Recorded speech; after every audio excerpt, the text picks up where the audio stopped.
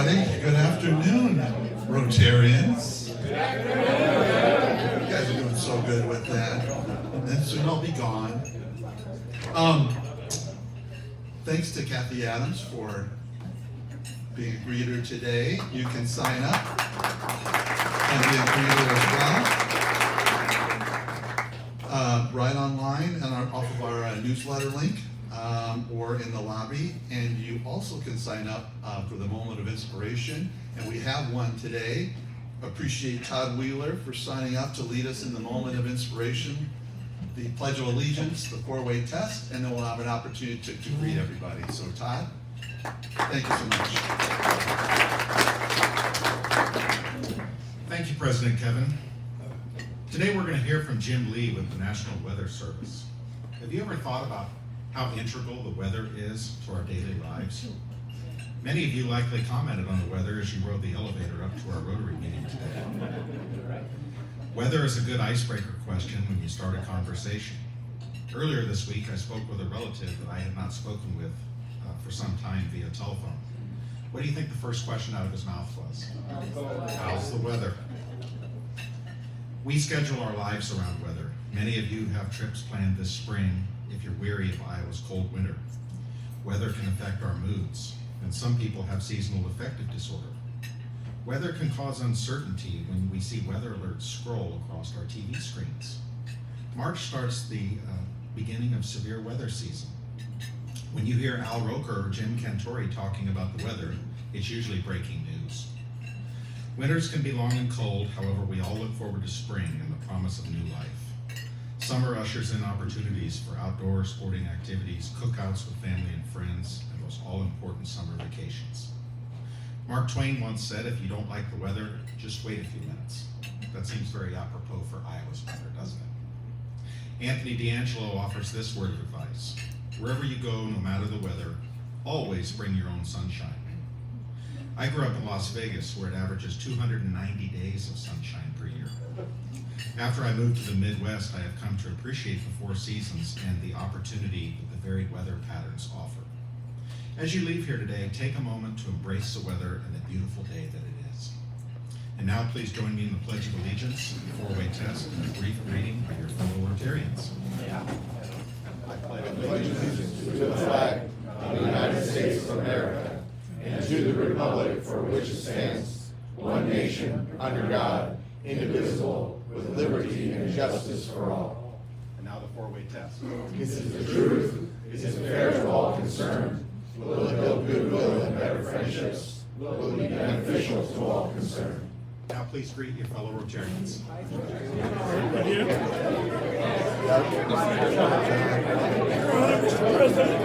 Yeah, honor as well.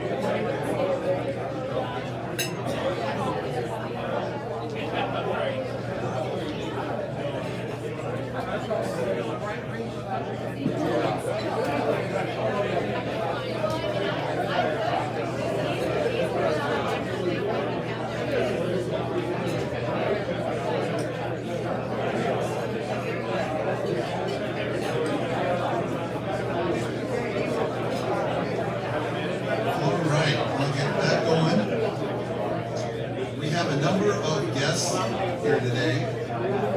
So I'll ask you to take a seat and we'll recognize them.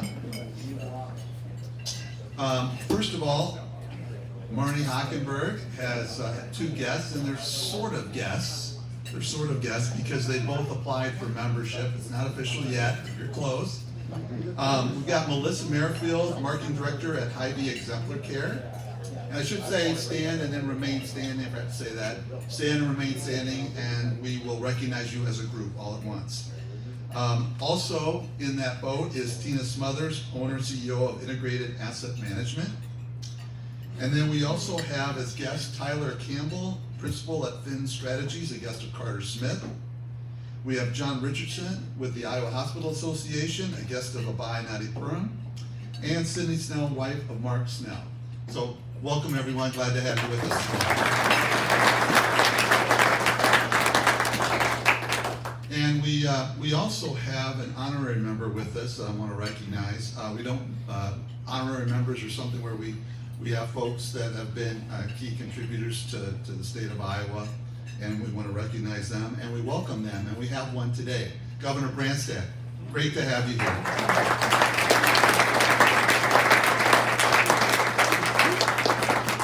We also have a couple birthdays. They're not here. Jamie Boersma, past President Jamie Boersma, and John Sneller. So if you know them, reach out and wish them a happy birthday. And also not here today, pretty cool thing that I read on the business record, and maybe some of you have read it. Our own Bill Wright has been named the Commercial Real Estate Professional of the Year by Iowa State Business School and the Business Record. If you haven't read the article in the newsletter, just read it. It's an amazing story about Bill, and it gives me pause again to remember the type of people we have in this club, and professionals in all of their fields, great contributors to our community. So if you know Bill, reach out to him as well and congratulate him on that great honor. Another great member, Ann Smerdlin, CEO of Blank Park Zoo and the Vice Chair of our Community Service Committee. I'd like to thank her for hosting the blood drive at the Red Cross last Friday, and thanks to our members who donated to help reach their goal. Also thanks to Randy Worth and our Wheels Fellowship host who set up an event last Saturday at Carl's Customs. We got photos of the cars, but not our members, so we know where his focus is, but we heard it was a great event. And stay tuned for another opportunity with the Wheels group in April. So now we have the segment of Did You Know? And tried to make this one a little bit about weather. So the topic today is about snow. Have you ever stepped outside on a freshly fallen snow and noticed how quiet it is? I have, but I never put two and two together. Actually, snow is a sound absorber, and it depends on the depth of the snow and the type, but it can absorb 50 to 90% of sound waves. So it's a real thing. The next snow, go out and check it out. Also, snow is an insulator. It's made of 95% air, which is trapped. And that's why you find animals burrowing, or the science behind the igloos. And in fact, an igloo can be 50 degrees warmer than the outside, just holding in body heat. And lastly, and I've shared some of these things in the past, unique technical terms that are really usable in day-to-day life. So I got another one for you. What is SNIRT? S-N-I-R-T. SNIRT. Snow and dirt blowing. Excellent. Arden. In Fargo. I had no idea you were going to get that. That's awesome. I was going to ask Jim. Jim, would you know the answer to that, what SNIRT is? Nope, you stumped me. Okay. Arden, you're awesome. Good job. And lastly, another thing that we're doing and supporting is the Iowa Wolves basketball games coming up. Actually tomorrow.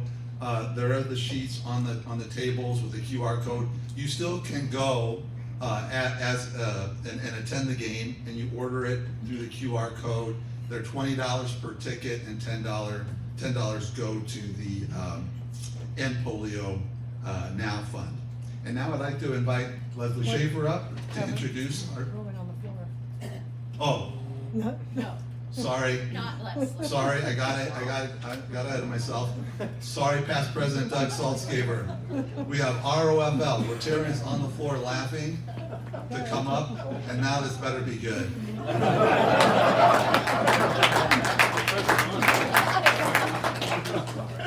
that's it. Thanks, President Kevin, I think. Well, I'm going down a different road than what inspiration and now you know is. I got things about the weather. Where do squirrels go in a hurricane? All over the place.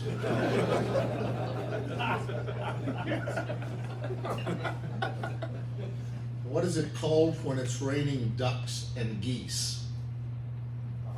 Foul weather.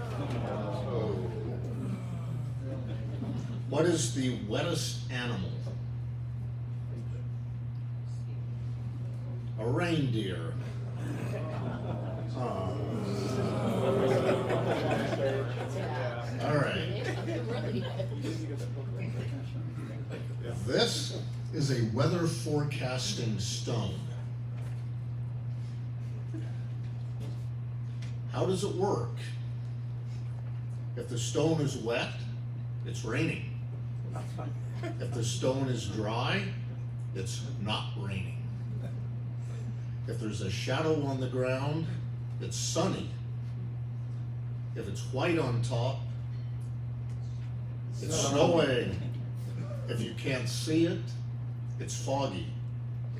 If it's swinging, it's windy. If it's jumping around, earthquake. If the stone is gone, like I'm gonna be here real quickly, tornado. Well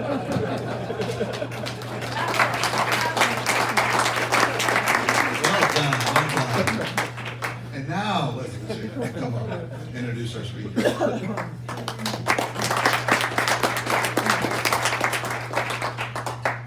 So I got to sit at the adult table today, and that was really exciting, except poor Doug. Thank you for pointing that out to me. So when it comes to the weather, Jim Lee doesn't just check the forecast, he writes it.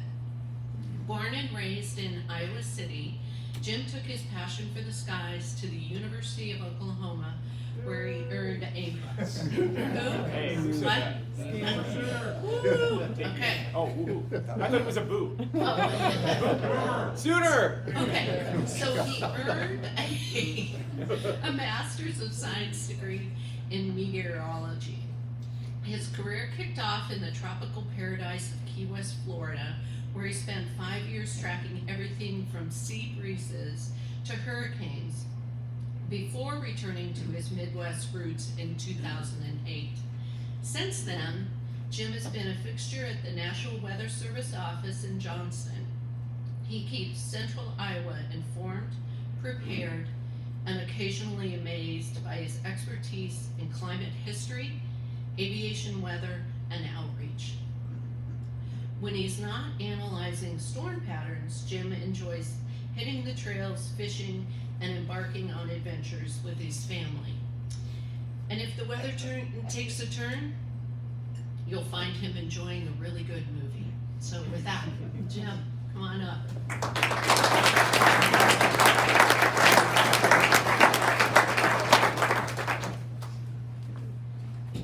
Thank you, Leslie, and thank you all for inviting me. I'm very happy to be here. You know, Kevin opened earlier talking about how weather influences our lives every day, which I think most of us, if we stop to think about it, know how true that is. But I've also found how much it influences people's memories. Every time I go out and talk to people, they want to talk about the storm that happened 20 or 30 or 40 years ago. And I remember exactly where I was. Our memories and our lives are dominated by weather. And in fact, when Kevin mentioned that Governor Branstad was in appearance, I had a recollection of the first time I ever saw the governor. We used to go to the state fair every year growing up. And in 1983, when we went to the Governor's Spear Show, I was young, but I still remember seeing Governor Branstad, and I remember it because that was the only fair where it was ever over 100 degrees, and it was before the lights livestock pavilion was air conditioned. It was very hot, as you may remember, sir. 108. He remembers it too. I distinctly remember that day, and I was not happy to be in the livestock pavilion. My parents heard about it. So, all these years later, thankfully, we have a good day out there. I was a little worried. I was telling Leslie earlier when this was scheduled for late February because it could have been torches and pitchforks in here, but hopefully we get credit when the weather's nice. So, thank you again for inviting me. I've lived in Iowa most of my life, and I appreciate everything that you folks do for the community. It's really amazing. Kevin was telling me some of your charity work, and I've read about it, and my hat's off to you folks. So, I do have slides, but my goal is not to bore you to death. I'm going to leave some time for questions. Everybody wants to talk about the weather. Oh, good news. The clicker worked, at least the first time. The National Weather Service is part of the federal government. We're not military, we're civilian, and we're public service. We're part of the Department of Commerce. We have national, regional, and local centers, including 122 weather forecast offices all across the United States and its territories. My office that I work at is up in Johnston by Camp Dodge. Any of you see the big kind of golf ball up there? That's our radar. We're about a quarter mile from that. We've been here a long time. And we are essentially your one-stop shop for weather data, not only for the public, but for emergency management, for private industry. Everything weather originates with us. I've got our mission statement up there to provide weather, water, and climate data, forecasts, warnings, and impact-based decision support services for the protection of life and property and the enhancement of the national economy. Only the government could write a sentence that long. But I'll talk about what that means in the real world. So the Weather Service has been around since 1870, and the office in Des Moines, believe it or not, has been here since August of 1878. The original location was in a wooden building that's no longer there at 6th and Walnut, which is about a block south of the State Historical Building in the East Village. It's moved several times since then. It was at the airport for many decades, and then we moved to our office up in Johnston in the early 90s, 93 or 4. So we've been here a long time. We have currently 20 full-time employees, of which 7 are Iowa State grads. Iowa does not have a meteorology program, so I grew up a Hawkeye fan, but we don't have any Iowa graduates, I don't believe, at the office. And most of us, including all of the forecasters, do have degrees in meteorology. It's a highly specialized field, so we have a lot of very specific education and training to work in that field. We also are self-avowed weather geeks. We love the weather. All the forecasters, we eat, sleep, and drink the weather, which comes in handy because as a 24/7 operation, our office never closes. We have at least 2 meteorologists on duty around the clock every day of the year. We work Christmas, we work Sundays, we work nights, which means rotating shifts, not the most fun part of the job. In fact, tomorrow night I'll be starting 6 straight overnight shifts. So I'm glad the weather's nice because I won't be seeing the sun for about a week. So what do we do? I know our mission statement is a bunch of words thrown at you, but like I said, we do everything weather. We take observations, we control the historical weather record, we maintain radar, satellites, all sorts of equipment, we issue forecasts, most importantly for the protection of life and property. Warnings, watches, and advisories all come from us. We also communicate with key decision makers in the community, emergency management, rescue personnel, law enforcement, broadcast media. We conduct research, training, outreach, and education. So we do it all. Everything that our community needs that's related to weather, we do as much as we can. And I'll go into kind of what that looks like in your everyday lives too. So one of the things that I bolded here was this: communicate weather information to key decision makers. It's a very important part of our everyday functions, and particularly when it comes to hazardous weather events. What we call IDSS, Impact-Based Decision Support Services. Again, it's the government, we love acronyms, right? What this really means is the key decision makers in our communities, most prominently emergency management, but also law enforcement, rescue personnel, things of that nature. We provide them direct support during either highly vulnerable events, large outdoor venues and so forth, or when we're expecting active weather, or obviously both. What does that look like? Oftentimes, particularly during the summer, emergency management might request our support for, say, the Newton Speedway races, or the Hinterland Festival, or a large county fair, something where if hazardous weather strikes, they need to have very up-to-date, precise information so they can take life-saving actions with thousands of people. If they request on-site support, we will try to get one of our meteorologists to be able to staff the event and be right next to emergency management and law enforcement personnel in their operations center at the event. So we will send someone to Ames on Iowa State football game days. We do send people out to Newton for the races. We have a meteorologist at Hinterland Festival each day, right next to the emergency manager, so that if there is any hazardous weather, whether that be storms, strong winds, extreme heat, they can be there to give them the most up-to-date and accurate information right in their operations center.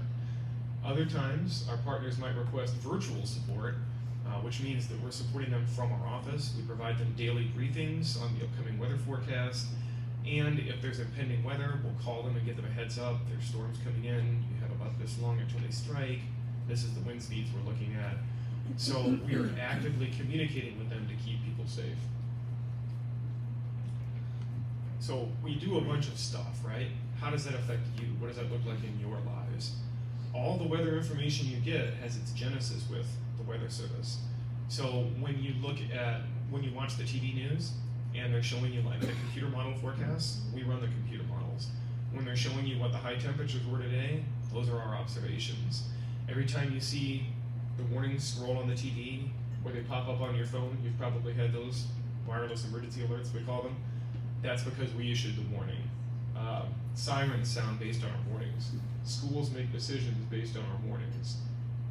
Airports run all their operations, whether that be flight operations, ground operations, based on our aviation forecasts. Every time you ask Alexa what the forecast is for today, guess where that's coming from. So all the weather information that you get, we are the stewards of that, and we take it very seriously. We're very committed to public service. So what can you do? Most of you probably, I hope, have some kind of a severe weather plan for your places of work or your home, or at least you know where to go if there's a tornado warning, right? If you have a large family, if you have a large office, even a small office, I do recommend that everybody have a plan for severe weather. It doesn't have to be incredibly detailed, although that helps, particularly if it's a large group of people. But it's not just knowing where to go when there's a tornado. It's knowing how to get weather information. If we issue warnings, how will you get them? If we're expecting severe weather 2 days from now, how can you know that ahead of time, right? Being weather aware helps you to prepare to take action before the warnings come out. But also having a plan and practicing it prevents you from being caught off guard. So, having a plan and practice, but if you don't know what to do, or if your company is drawing up a hazardous weather plan, or if you just have questions, please contact us. And at the end, I have our number, and I'm sure we can get it to anybody later. But we are a public service. Everything we do is free. We love talking to people. If you have questions about upcoming storms, if you want to know whether you should mow your lawn,